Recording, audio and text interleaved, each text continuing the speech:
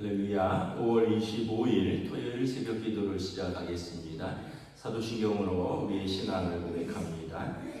나는 전능하신 아버지 하나님 천지의 창조주를 믿습니다. 나는 그의 유일하신 아들 우리 주 예수 그리스도를 믿습니다. 그는 성령으로 잉태되어 동정녀 마리아에게서 나시고 본디오 빌라도에게 고난을 받아 십자가에 못 박혀 죽으시고 장사된 지 사흘 만에 죽은 자 가운데서 다시 살아나셨으며 하늘에 오르시어 전능하신 아버지 하나님 우편에 앉아 계시다가 거기로부터 살아있는 자와 죽은 자를 심판하러 오십니다. 나는 성령을 믿으며 거룩한 공교회와 성도의 교제와 죄를 용서받는 것과 몸의 부활과 영생을 믿습니다. 아멘. 찬송가 379장 찬양하시겠습니다. 찬송가 379장입니다.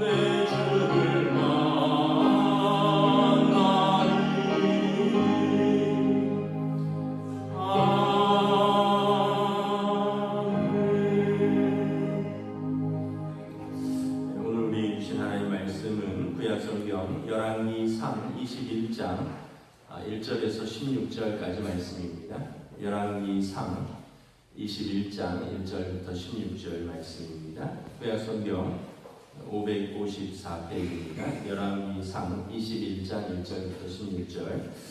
저 여러분들이 한 절씩 교도하도록 하겠습니다. 그 후에 이 일이 있으니라.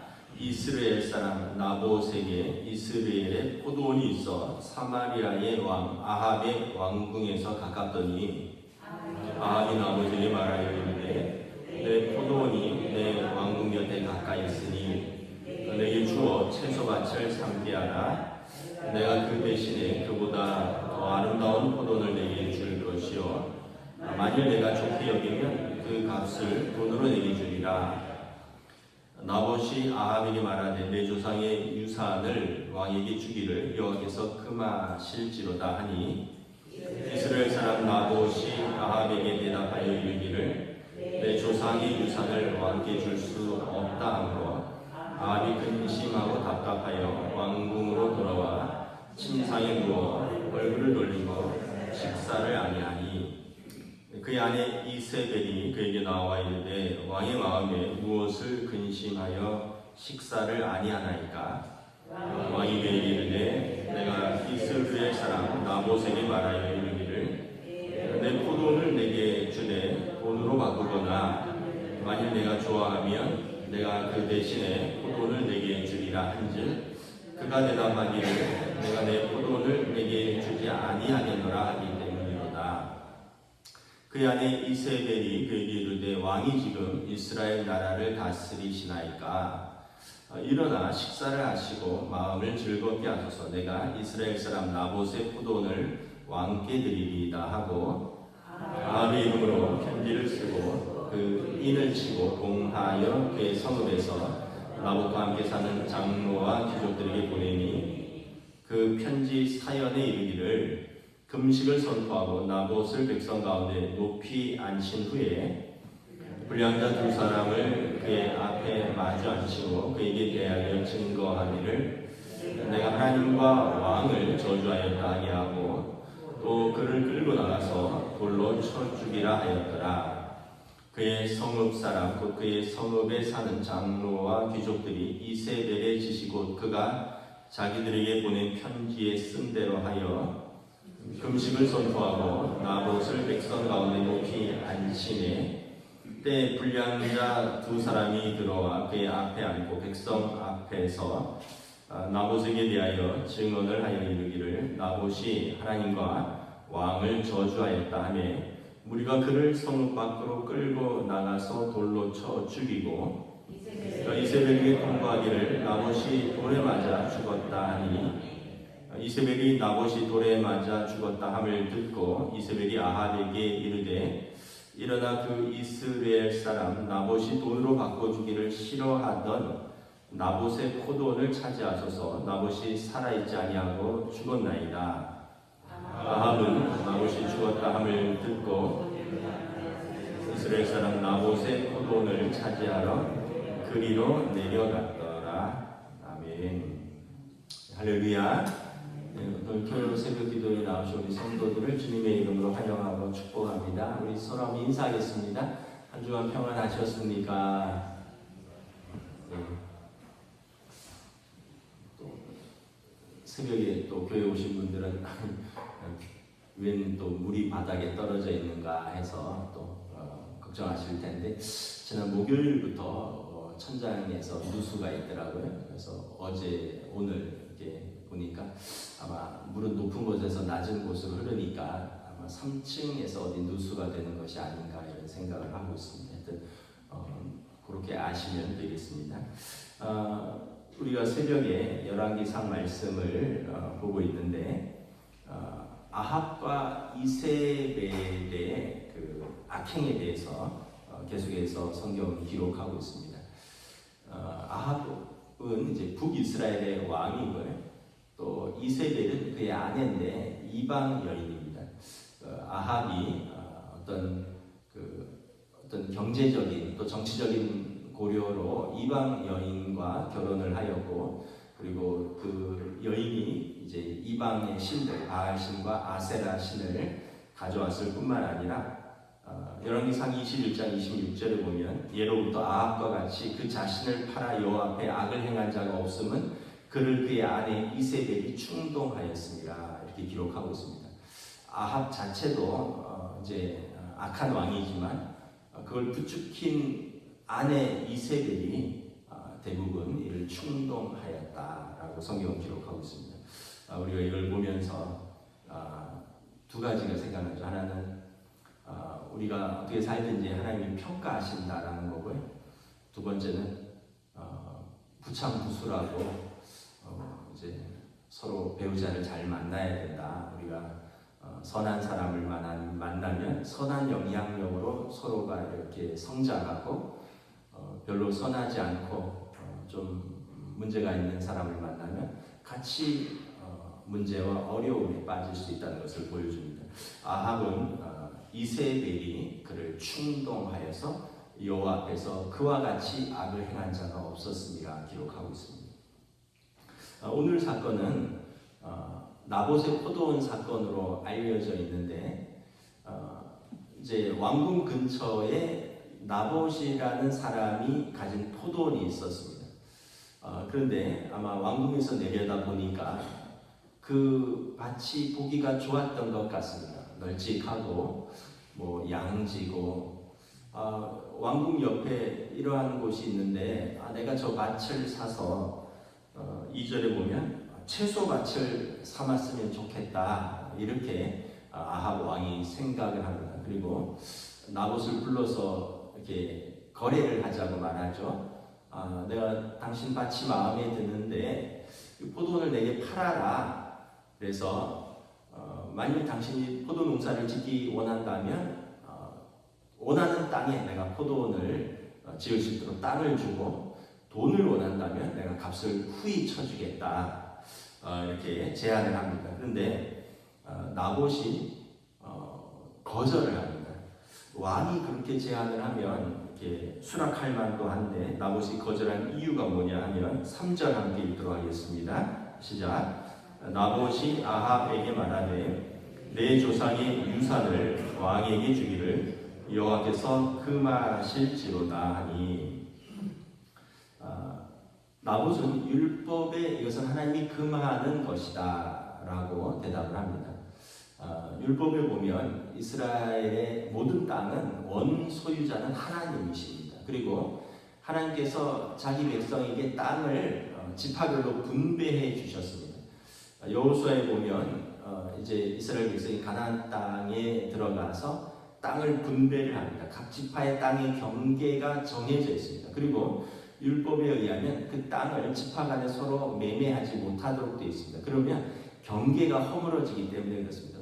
만약에 좀 돈이 많은 사람이 가난한 사람들의 땅을 막 사들이면 어느 날 보면 뭐 유다 지파의 땅은 넓어지고 베냐민 지파의 땅은 아주 작아지고 이럴 수 있기 때문에 하나님께서 땅의 경계를 지키라 해서 땅의 매매를 허락하지 않습니다. 그런데 만약에 땅을 정가나안에서 팔아야 된다면 같은 지파에게 팔도록 되어 있습니다. 제일 가까운 친족에게 먼저 팔고요.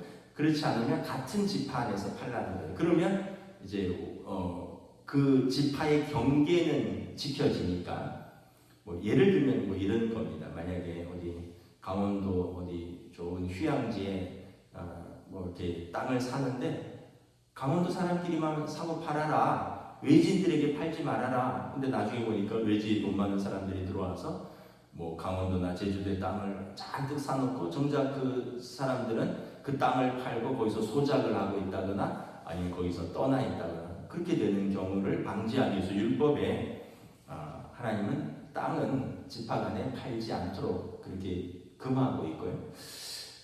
그래서 아까 지파 간의 땅을 팔지만 그럼에도 불구하고 안식년이나 희년이 되면 땅을 산 사람이 땅을 판 사람에게 희년은 50년째 되는 해인데 7 안식년째가 되는 거죠. 안식년이 7번째 된 희년에는 땅을 돌려주어서 원소유자의 땅을 회복하도록 되어 있습니다. 그 나봇이 대답한 것은 이겁니다. 하나님께서 우리 조상들에게 주신 땅을 팔지 말라고 금하였기 때문에 팔 수 없습니다. 나봇은 하나님을 경외하는 자였습니다. 왕을 두려워하지 않고 하나님을 두려워하는 자, 그는 율법을 준수하는 자였습니다.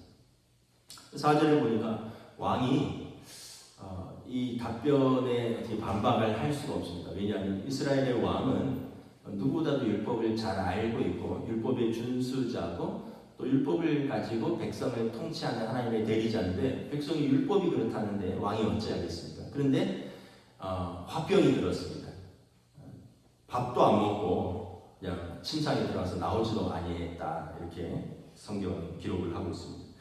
그러니까 나봇이 아합이 좀 소심한 사람이었던 것 같기도 하고 또 한편으로는 이렇게 탐심이 우리로 하여금 마음에 근심하게 한다는 거죠. 5절에 보면 그 부인 이세벨이 어느 날 보니까 왕이 침상에 들어박혀서 식사도 하지 않으니까 묻죠. 왕이시여 무엇 때문에 근심하며 무엇 때문에 식사도 하지 않습니까? 그래서 여차저차해서 궁궐 주변에 나봇의 포도원이 있는데 내가 이걸 좀 사고 싶은데 그 나봇이 고집이 세서 팔지도 않고 뭐 또 다른 땅을 대토로 준다는데 받지도 않는다 하니 내가 좀 마음이 그렇다. 그랬더니 7절에 보면 뭐 그까지 일 때문에 걱정하시느냐, 내가 알아서 처리할 테니 왕은 일어나서 식사하고 힘내시라. 그리고 8절부터 쭉 보면 10절까지 그 나봇의 지역에 사는 어떤 관리들과 장로들에게 편지를 씁니다. 그러면서 나봇을 높이고, 그런 다음에 어느 순간 나봇에게 거짓 증인들을 세워서 나봇이 하나님과 왕을 저주했다라고 거짓 증인 2명 이상을 세워서 그를 재판에 세워서 그를 돌로 쳐 죽이라. 비선 실세죠. 그 이세벨이 편지를 막 돌리는 겁니다. 관리들에게. 그리고 일들을 꾸미는 거죠. 그리고 실제로 그 일이 일어납니다. 11절에서부터 15절에 보면 그 편지를 받고 지역의 관리들이 나봇을 높인 다음에 어느 순간 나봇을 모함을 하죠. 거짓 증인 둘을 세우고 그가 왕과 하나님을 모욕했다, 저주했다. 그리고 이제 재판을 열어서 돌로 쳐 죽입니다. 율법에 이제 하나님과 왕을 저주하면 돌로 쳐 죽이도록 되어 있거든요. 그런 이후에 16절에 이세벨이 나봇이 죽었습니다. 그러니까 아합 왕이 그러면 이제 그 나봇의 밭을 이제는 그냥 취하게 되는 겁니다. 이 사건을 통하여 이제 하나님께서 이제 아합과 이세벨이 원래 심판의 계획이 있었는데 더 이제 촉발되게 되는 것이죠. 나중에 선지자를 통하여 어떻게 심판하시냐면 나봇에 흘린 억울한 피를 너의 집안에 갚겠다. 너의 집안의 남자들은 자유인이나 종이나 씨가 마를 것이다. 들에서 죽으면 개가 그 시체를 먹을 것이요, 공중의 새가 그 시체를 먹을 것이다. 너의 피를 개들이 핥아 먹을 것이다. 그리고 실제로 이제 쿠데타가 일어나고 이세벨은 궁중 창문에서 던져서 땅에 떨어져서 즉사하는데 그 피를 개들이 핥아 먹는 것을, 그것이 이제 이 내용들입니다. 아합과 이세벨의 죄에 대해서 우리가 이제 몇 가지 생각을 할 수 있는데, 무슨 죄를 졌을까? 왕이 그 정도는 할 수 있지 않을까? 근데 성경에 보면 일단은 무려 10계명 중에 하나, 둘, 셋, 넷, 5가지를 위반을 했습니다. 3계명, 너는 내 하나님 여호와의 이름을 망령되이 일컫지 말라. 하나님을 저주했다라고 한 거죠. 두 번째는 그렇게 해서 살인을 했죠. 6계명을 어겼고요. 그 다음에 8계명, 나봇의 포도원을 빼앗았죠. 도둑질하지 말라. 제 9계명, 내 이웃에 대해서 거짓 증거하지 말라. 거짓 증인 둘을 세워서 나봇을 모함하라 했고, 10계명, 내 이웃의 소유를 탐내지 말라. 그래서 결국은 나봇은 율법을 준수하는 의로운 자였다면, 아합은 하나님을 무시하고 또 율법을 어기는 그는 불의한 자였다는 것을 성경이 기록하고 있습니다. 아합이 왕으로서 더 잘 설득을 하든지, 또는 그래도 나봇이 거절하면 포기를 해야 되는 게 맞는데, 나봇은 왕은 포기를 할 수 없었고, 그리고 이제 이세벨의 그 계략을 따라가게 됩니다. 우리가 이제 여기서 한 가지 또 생각해야 되는 게, 예전에 우리 말에 뭐로 가든지 서울만 가면 된다 이런 말이 있었잖아요. 뭐 결과가 좋으면 과정도 뭐 묻지 않는다 이런 내용이죠. 또 우리가 어떤 동기가 좋으면 과정도 상관하지 않는다. 물론 정상 참작은 할 수 있겠죠. 동기가 좋으면. 그럼에도 불구하고 우리가 요즘 다시 깨닫는 것이 뭐냐면, 동기가 아무리 선하고 또 결과가 아무리 좋아도 그 과정까지 다 좋아야 된다. 하나님도 사람들도 그 과정을 다 평가한다라는 거예요. 어제 토라 성경 공부를 하다 보니까 그 내용에 이런 내용이 나옵니다. 야곱이 아버지와 형을 속이고 형의 장자권을 빼앗습니다. 야곱이 형을 아들과 아버지를 속이고 장자권을 이제 사실 산 거죠. 이유는 뭐냐면 그가 자신이 언약의 계승자가 되고 싶었습니다.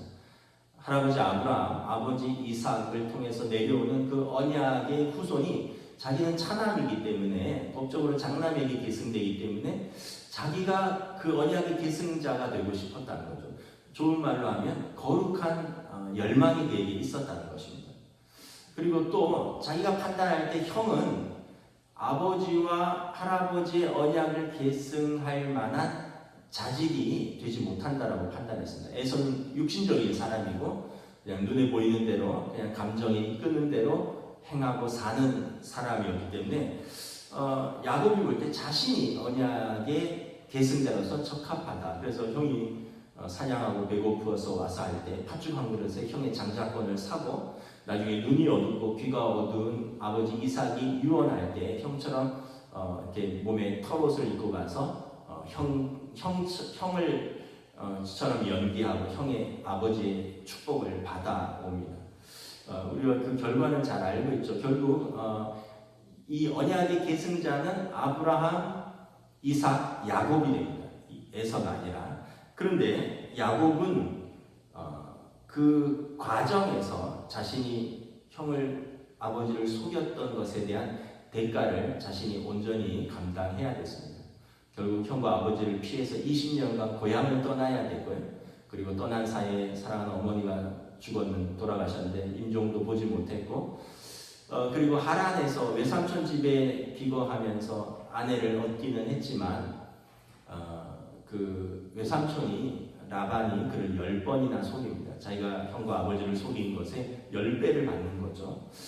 그리고 이제 나중에 고생해서 돌아오는데 나중에 야곱의 고백이 이집트로 이민 와서 바로 왕 앞에 서서 당신이 누구냐, 요셉의 아버지냐 할 때 이렇게 고백합니다. 내 인생이 130년인데 길지 않은 이 세월 동안 내가 이제 고생이 많았다, 이런 표현을 합니다. 야곱의 삶에서 내 삶에 고난도 많았고 고생도 많았다. 비록 그가 하나님을 만났고 또 그가 언약의 계승자가 되었습니다.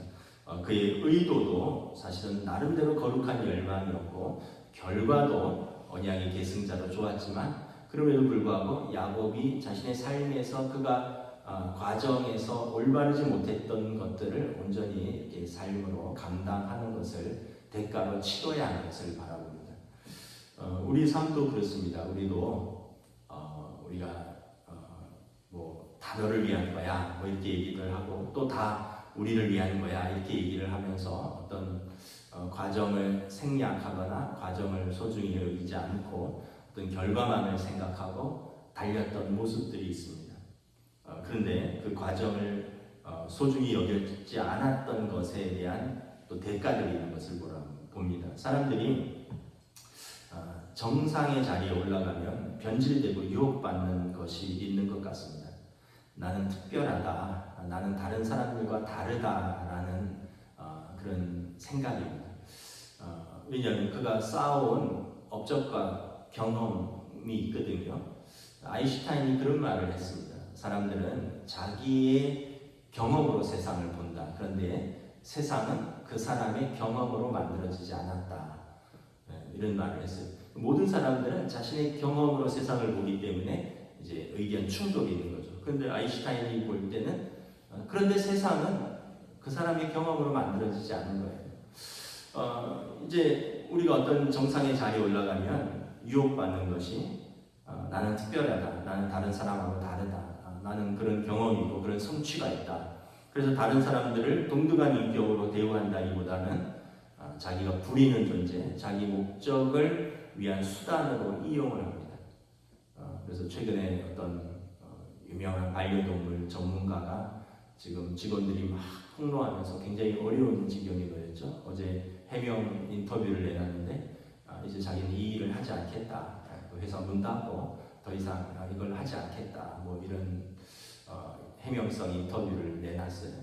그걸 보면서 뭐 업계의 독보적인 일이고 누구나 인정하는 사람이었지만 그 과정을 좀 올바르게 가져가지 못했구나. 그래서 결국 더 많은 사람들에게 자기 재능으로 도움을 줄 수도 있고 더 많은 사람들에게 어떤 방송이나 이런 걸로 유익을 줄 수 있었는데 그냥 여기에서 자기 스스로 나는 이제 더 이상 이거 하지 않겠다라고 방송을 할 정도가 된 걸 보면 우리가 이제 그 과정을 좀 소홀히 했던 것에 대한 대가를 치르는 것을 봅니다. 이 세상은 이제 그렇습니다. 하나님뿐만 아니라 사람들도 이제 그것을 다 지켜보는 시대라는 것입니다. 7절에 보면 이세벨이 이렇게 이야기를 합니다. 뭘 그깟 농부와 그 포도원 때문에 근심하십니까? 지금 이스라엘을 다스리는 것은 왕이지 않습니까? 당신이 이스라엘의 왕인데 뭐 그깟 농부 때문에 걱정하느냐? 당신이 이스라엘을 다스리는 사람인데 내가 그거 뺏어서 줄게요. 이스라엘 왕은 하나님의 대리자지만 백성은 하나님의 백성입니다. 여러분 대리자도 높은 사람이지만 더 중요한 것은 그 백성이 하나님의 백성이라는 거예요. 그래서 여러분 그 하나님의 백성이 그의 피눈물이 땅에서부터 하늘에 호소합니다. 하나님께서 그 기도와 그 억울함을 듣고 보신다는 거예요. 출애굽기 2장에 보면 이집트의 바로 왕이 이스라엘 사람들이 이렇게 흥황하는 것을 보고 안 되겠다. 이 남자아이가 태어나면 다 죽여라. 그래서 남자아이들이 물에 던져지고 태어나자마자 죽임을 당하잖아요. 출애굽기 2장에 보면 온 이스라엘의 어머니들의 눈물이 땅에 넘쳐났다라고 말합니다. 그냥 이스라엘의 어머니, 물론 아버지도 그렇겠지만 이제 그 어머니들의 눈물이 땅을 적시는 거예요. 그리고 그 호소가 하늘에 들렸다 말합니다. 이스라엘 백성의 고통 소리가 하늘에 들렸고 하나님께서 보셨고 들으셨고 하나님께서 그들에게 간섭하시기를 원하십니다. 그러니까 우리가 제가 그런 글을 읽었습니다. 힘이 있을 때 힘을 다 쓰지 말아라. 그리고 그 힘은 자기를 위해서 다 쓰지 말고 남을 섬기는 데 써라. 이런 글을 봤습니다. 뭐 무슨 말인지 옛날에는 잘 몰랐는데 이제 점점 나이가 들면서 이 말이 무슨 말인지 알 것 같습니다. 여러분 그 아버지들이 힘이 있을 때 자녀들에게 힘 다 쓰면 이제 나중에 아버지들이 힘이 빠지고 자녀들이 경제력도 생기고 힘이 있을 때 그 아버지가 외면받을 수 있습니다. 힘을 다 쓰면 안 돼요. 제가 어느 순간 깨달은 겁니다. 뭐 가정에서만 그렇겠습니까? 뭐 직장에서도 그럴 것이고 우리의 뭐 어디에서든지 내가 가진 힘을 다 쓰면 나중에 그것에 대한 책임을 져야 될 때가 온다라는 거죠. 그래서 그 힘을 자신을 위해서가 아니라 남을 섬기는 데 쓴다면 이제 그것이 자신도 남도 유익하게 하는 거죠. 이스라엘 왕은 이스라엘 백성을 섬기는데 그 힘을 써야 되는데 자기 백성을 죽이고 그 땅을 빼앗는데 그 힘을 쓰게 되고 말씀드린 대로 하나님께서 아합과 그의 아내 이세벨에게 생명으로서 책임을 물으시는 것을 볼 수 있습니다. 하나님께서 원하시는 삶이 무엇일까? 하나님이 원하시는 것이 무엇일까? 예배만 잘 드리면 될까? 미가서 6장의 말씀입니다. 내가 무엇을 가지고 여호와 앞에 나아가며 높으신 하나님께 경배할까? 내가 번제 물로 1년 된 송아지 가지고 그 앞에 나아갈까? 여호와께서 천천의 수양이나 만만의 강물 같은 기름을 기뻐하실까? 내 허물을 위하여 내 만화를 내 영혼의 죄로 말미암아 내 몸에 열매를 드릴까? 사람아 주께서 선한 것이 무엇임을 내게 보이셨나니 여호와께서 내게 구하시는 것은 오직 정의를 행하며 인자를 사랑하며 겸손하게 내 하나님과 함께 행하는 것이 아니냐. 이스라엘은 번제를 드렸습니다. 1년 된 송아지, 가장 가치 있는 송아지를 하나님 앞에 제물로 드렸습니다. 또 천천의 수양과 만만의 강물 같은 기름, 제단에 평생 동안 드렸던 그 제물은 한두 마리가 아니었을 것입니다. 온 이스라엘이 드렸던 천천의 수양, 그리고 그들이 부었던 제물 위에 부었던 그 만만의 기름이 강물같이 제단을 흘리지만 하나님 그걸 기뻐하실까? 내 맏아들을 드린다면, 내 몸을 열매로 드린다면 하나님 그것도 기뻐하실까? 그런데 하나님께서 선한 것이 무엇인가를 친히 말씀하셨다는 거예요. 무엇입니까? 오직 정의를 행하며 인자를 사랑하며 겸손히 내 하나님과 함께 행하는 것이 아니냐. 정의를 행하며, 정의를 행한다는 것은 말씀에 순종하여 올바로 행하는 것입니다. 인자를 사랑하며 이웃에게 자비롭게 꼭 친절하게 대하는 태도입니다. 겸손하게, 성경에서 겸손은 자신을 의지하는 것이 아니라 하나님을 의지하는 것입니다. 그러면서 하나님과 동행하는 것이 아니냐. 그러니까 예배만 드리고 공의도 없고 이웃에게 무례하고 교만하면 하나님 그 예배를 받으실까? 그 송아지 천천의 수야, 강물처럼 흘렸던 번제단에 쏟았던 그 올리브 오일, 그게 아니라 하나님께서 우리에게 원하시는 것은 예배와 함께 공의, 말씀을 따라 정의롭게 행하고 인자를 사랑하며 내게 주신 사람들에게 자비롭고 친절히 대하고 겸손하게 하나님을 의지하고 내 하나님과 동행하는 것이 우리 하나님께서 우리에게 원하는 것이 아니냐. 아합 왕은 여기에서 완전히 실패했고 우리 또한 이렇게 다시 한번 생각합니다. 우리가 예배도 드리지만 우리의 삶의 자리에서 우리의 인격과 성품이 성숙하고 또 우리에게 주신 사람들에게 친절과 긍휼과 우리 주님이 우리에게 대하셨던 것처럼 우리도 우리에게 주신 사람들을 대할 수 있는, 그렇다면 하나님께서 우리에게 원하시는 바를 우리가 조금이나마 살아가는 삶이 아니겠는가. 다시 한번 또 우리가 성령 충만함, 지난주일이 성령 강림주일이었죠. 성령 충만함은 물론 어떤 능력이나 이런 것도 있겠지만 사실은 하나님의 영이 우리와 함께 하심으로 우리의 삶에서 주님의 말씀을 생각하고 주님의 가르침에 순종하고 나아가서 성령의 열매 맺는 삶으로 나아가는 것이라고 우리는 다시 한번 우리 자신을 또 돌아보며 또 결단합니다. 기도하겠습니다. 제가 기도하겠습니다. 하나님 은혜를 감사합니다. 나봇의 포도원 사건을 통하여 참으로 아합과 이세벨이 악한 왕이요, 그는 하나님을 무시하고 율법을 지키지 아니할 뿐만 아니라 백성을 사랑하지 않고 자기 탐욕으로 사는 사람, 우상 숭배자, 결국 하나님께서 그들의 생명을 찾으시고 그 나봇의 억울한 피가 하나님께 호소함으로 하나님께서 그들을 친히 심판하신 것을 바라봅니다. 우리의 삶에서 다시 한번 말씀을 통해서 내 삶을 돌아봅니다. 우리의 삶에 우리가 하나님에 대한 경외함이 있는가, 또 하나님을 경외한다면 또 하나님 사랑, 이웃사랑, 내게 주신 사람들에 대한 자비와 친절과 인애가 있는가. 그리고 우리가 우리의 주일의 예배처럼 우리 일상의 삶에서도 하나님과 사람들 앞에서 예배자의 자리를 살고 있는가 다시 한번 돌아봅니다. 우리가 연약하게 참으로 우리의 마음은 원이로 돼 우리 육신이 연약할 때가 있습니다. 로마서 7장의 사도 바울의 고백처럼 내가 마음으로는 하나님의 법을 따르는데 내 육신의 법이 이 마음의 법을 이길 때가 종종 있습니다.